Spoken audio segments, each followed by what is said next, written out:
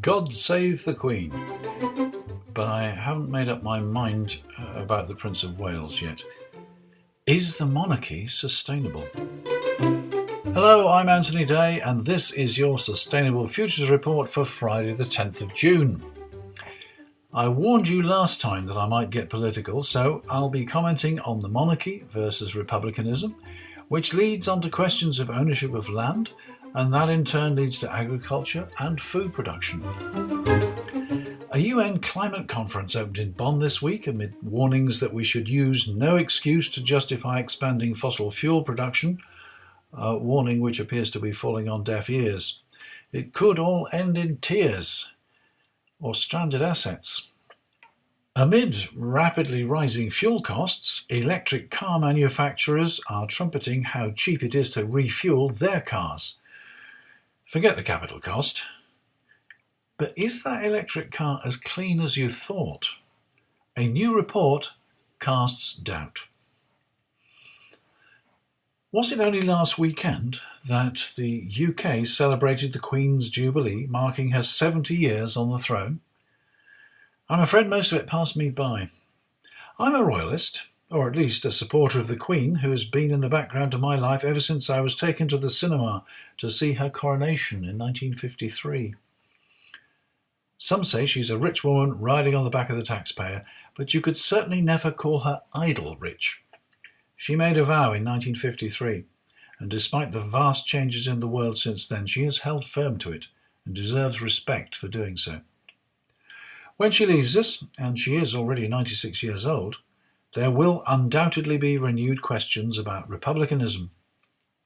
I think it's important to ask whether this is an issue which deserves attention now, but on reflection, I think it'll take such a long time to create any transition from monarchy to republic that the sooner we start thinking about it, the better.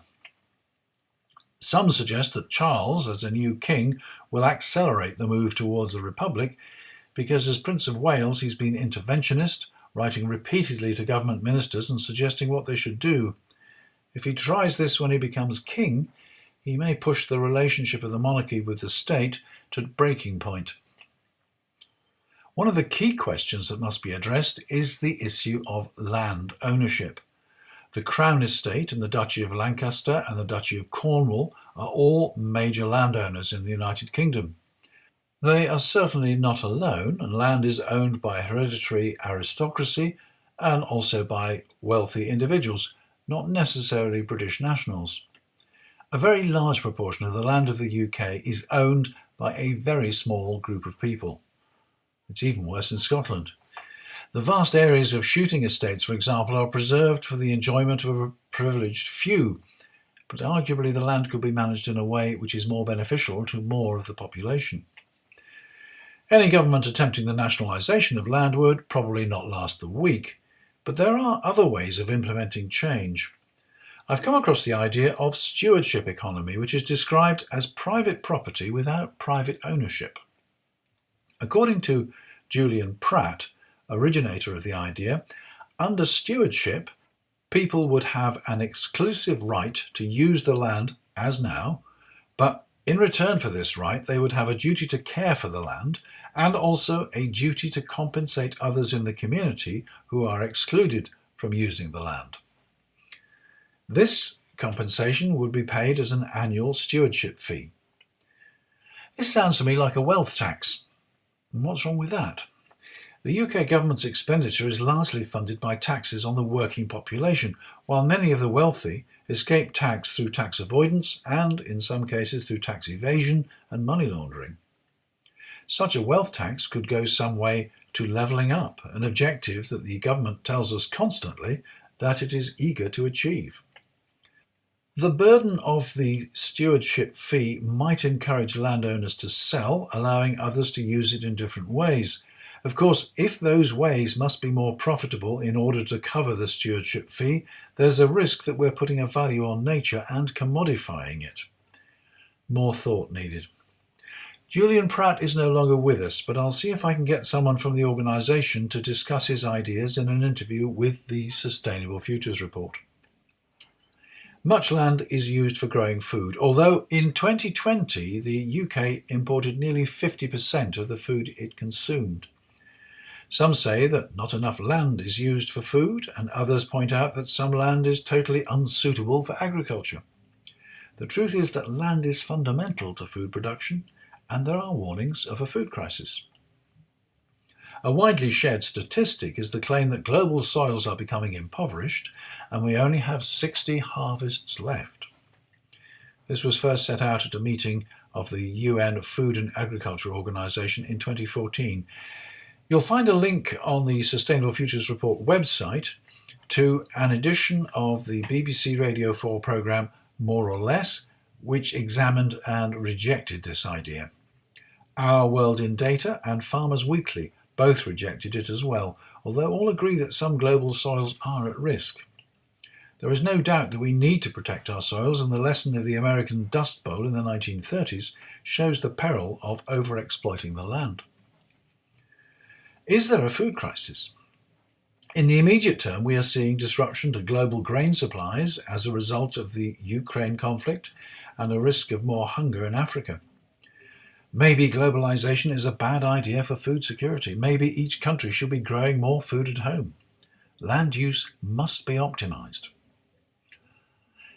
BBC Radio 4's Start the Week programme this week was about a revolution in food and farming and featured George Monbiot, Sarah Langford and Claire Rattenon. There was much talk of regenerative farming, using crop rotation and soil management to maintain the fertility of the soil without using manufactured fertilizers. George Monbiot was able to enumerate the problems of modern agriculture, but he didn't really get into solutions on the programme. I assume that's in his new book, Regenesis, so I must try and get a review copy. Monbiot was dismissive of regenerative farming because of significantly lower yields than those from industrialised farming. Industrialised farming has problems, from slurry and fertiliser runoff, and arguably uses the soil as a mere substrate to anchor the plants. We need to be very confident that global agriculture is sustainable. Our very lives depend on it. I'll return to this in future. Meanwhile, if you have any ideas, opinions, or expert knowledge, please get in touch. As always, it's mail@anthony-day.com. The Wednesday interview for the 29th of June will bring you news of why farmers should be growing hemp. Something to look forward to. The United Nations Climate Change Conference started in Bonn this week and goes on until next Thursday the 16th. It's an interim meeting in preparation for COP27, which will take place in Egypt next November. Already, John Kerry, President Biden's climate envoy, has warned that the world is cooked if we use the war in Ukraine to justify the expansion of fossil fuel use. In fact, that is exactly what's happening. In a report out this week, Climate Action Tracker says, in the wake of Russia's illegal invasion of Ukraine, the rush to build new gas infrastructure around the world to replace Russian supplies will either lock the world into irreversible warming or create a mass of stranded assets. Stranded assets, investments which are worthless because they cannot be used. Stranded fossil fuel assets translate to major losses for investors in advanced economies, warns an article in Nature Climate Change. The authors say, the distribution of ownership of transition risk associated with stranded fossil fuel assets remains poorly understood. We calculate that global stranded assets as present value of future lost profits in the upstream oil and gas sector exceed $1 trillion under plausible changes in expectations about the effects of climate policy. We trace the equity risk ownership from 43,439 oil and gas production assets through a global equity network of 1.8 million companies to their ultimate owners.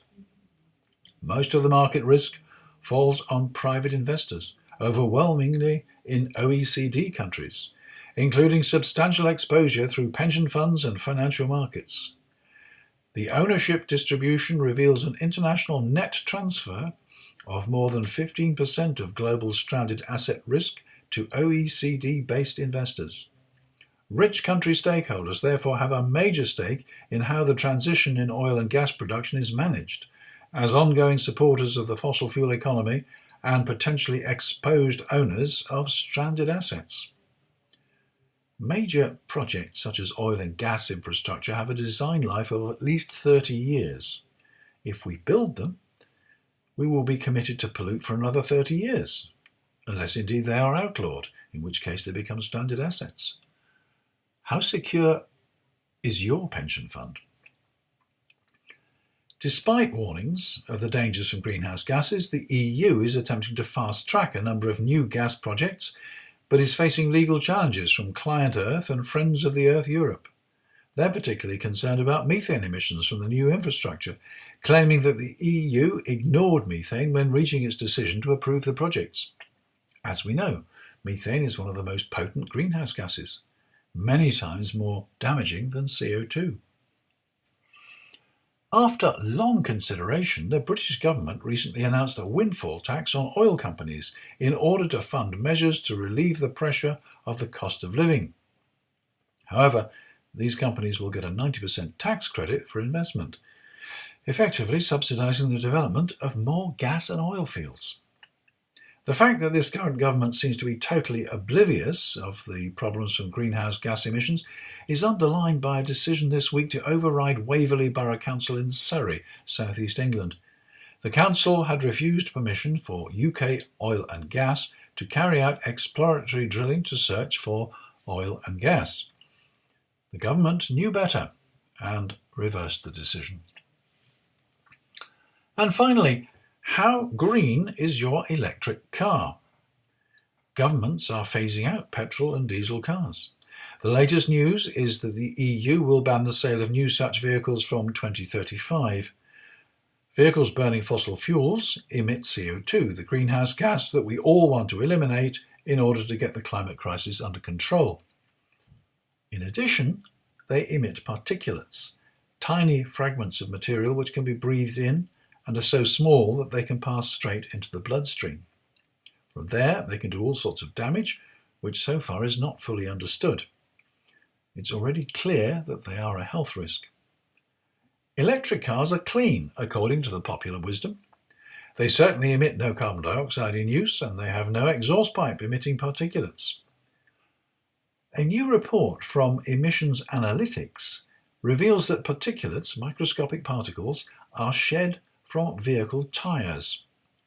And they estimate that on average 1,850 times as many particles come from tyres as come from the engine.